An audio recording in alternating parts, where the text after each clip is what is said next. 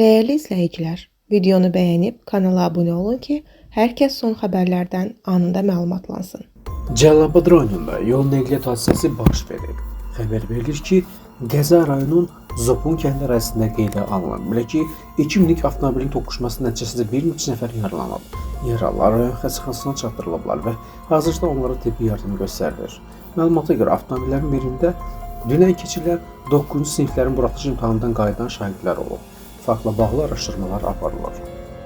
İranda Müctəba Xameneinin ölümü qismən təsdiqləndi. Xəbər verilir ki, bu barədə hərbi ekspert Ədalət Verdiyev paylaşım edib. O, İranın İran İnqilab Keşikçiləri Korpusu tərəfindən müharibə zamanı öldürülən rəsmlərinin fotolarının sərgiləndiyini bildirib. İddialara görə həmin sərgidə Müctəba Xameneinin fotosu da digər şəxslərlə birlikdə təqdim olunub. 2 aydır ictimaiyyətə görünməyən Müctəba atasının qisasını almağa söz vermişdi.